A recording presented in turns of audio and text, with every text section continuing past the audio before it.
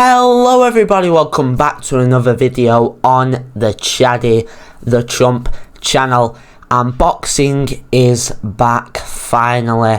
It feels like forever. Really, it's only been, well, 2 weeks come fight night that we have last had a major boxing event, and we have got two this weekend that we are going to be talking about, and they're two pretty good ones, right? They're not like trash, they're not terrible, they're good. They're two basically world title fights. One's an interim heavyweight title fight and the other is a full-fledged world title fight. So very interesting stuff. We're going to get right into it, talking about it. It's Knyba taking on Kabayel and Dalton Smith trying to get the world championship off Matias. So let's talk about both of these shows. Let's start off with Kabayel versus Knyba. So yes, it is a Queensberry show in Germany. Quite crazy. They haven't had a show in Germany really at all, to be honest.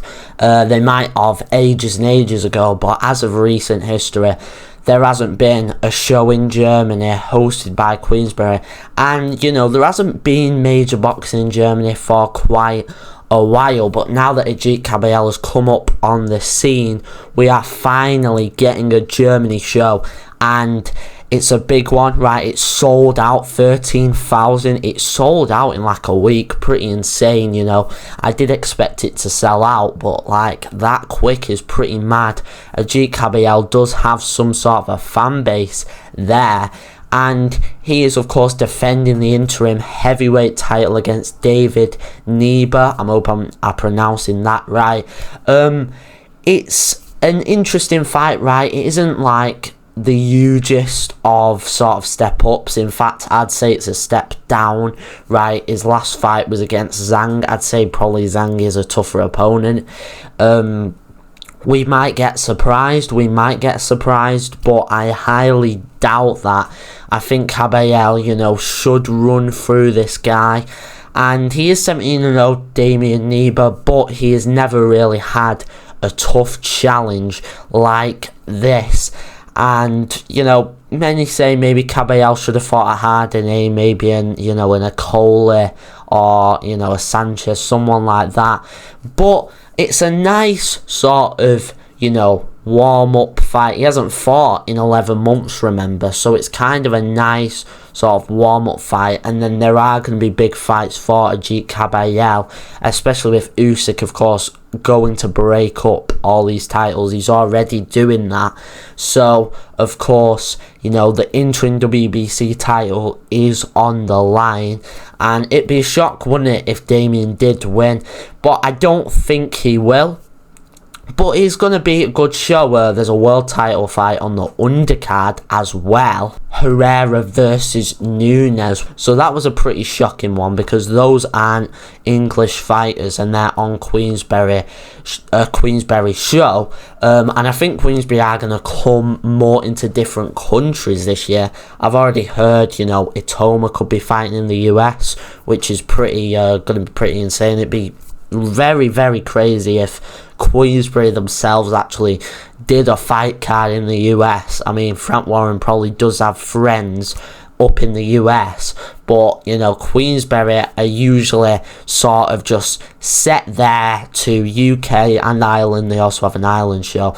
So it's good to see them kind of expanding, and this should be a good watch on DAZN. Now it is another WBC world title fight this weekend. It is stacked with WBC world title fights, and this one is Dalton Smith going to America, taking on the vicious Matias for the WBC super lightweight world title.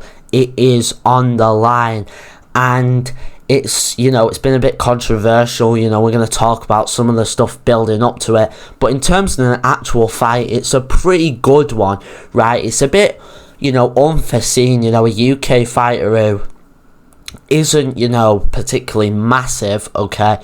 He is a decent ticket seller in Sheffield, but not on a global scale. He's going to the US and he's fighting Matias, the Puerto Rican fighter. Matias is a very good fighter to watch. He's a come-forward fighter. He's vicious. He's just looking to take your head off. And, you know, he throws bombs all the time. He's a very good fighter to watch, and he's very entertaining to watch. And he's the world champion, and, you know, his last fight, he got the win against Puello. I actually didn't think he won that fight. I thought it was close, but I gave it to Puello. But I was kind of glad Matias won, because Matias has got the much more, you know, entertaining style, and, you know, it's going to be better to watch him in the future rather than Puello.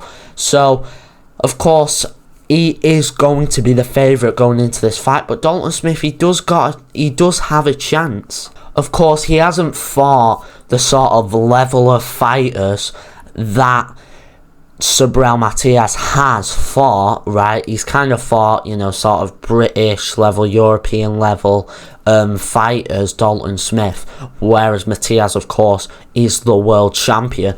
So I do think Matias will probably get the win here, but it would be incredible for Dalton Smith to bring that world title home to the UK. Now let's talk about the interesting topic going into this fight, and it's not the fight itself, it's in fact the ticket sales, because I'm telling you now, I'll show them on screen here, they are awful.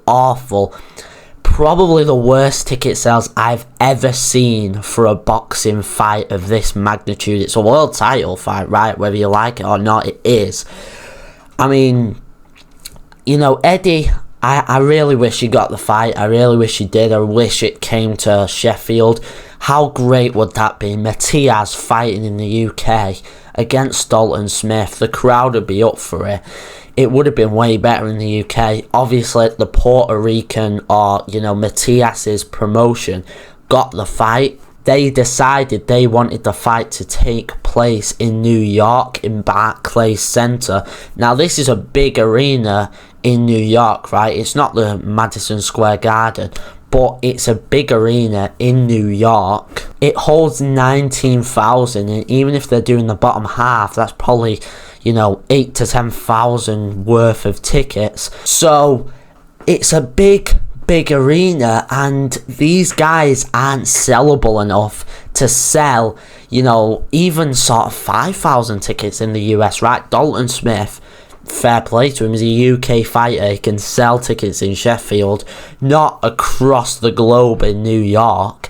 And Matias is a Puerto Rican fighter who, you know, fought on that Ring 3 undercard, which didn't even really do, I think that did like 5,000 ticket sales, something like that. Nowhere near the level that the Barclays Center is, right? And even half of the Barclays Center is. So them going there was a stupid decision, to be honest, and you can see it with the ticket sales. I don't know what it's going to look like on the night, whether they're going to give out free tickets. Maybe they'll ramp up a bit in fight week.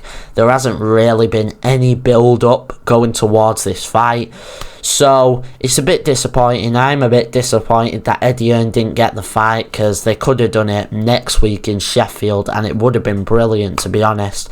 So very unfortunate, but and as well, the fact that the pay-per-view costs £41 in the UK, because this isn't on DAZN, this is just on payperview.com, so £41 in the UK as well. I'm probably not going to watch this, to be honest. I mean, staying up for it, but also the fact that it's that much money for a fight that isn't the pay-per-view level magnitude for 100% sure. It's just ridiculous. It's just ridiculous. And in the US, I know they charge more, but even that's stupid. This shouldn't be a pay-per-view, in my opinion. But I guess the fight will still be good. I'll watch it the next morning on the highlights, and yeah. But anyways, guys, thank you for watching my Boxing This Weekend predictions. it's going to be a good weekend, right? Whether the prices are high or the ticket sales are bad. Not for the Queensberry show, by the way. That's going to be a great one. But it's going to be a good weekend, right? No matter what. And we haven't really got much next weekend. So this should be pretty decent. Thank you guys for watching, and I'll see you in the next one. Goodbye.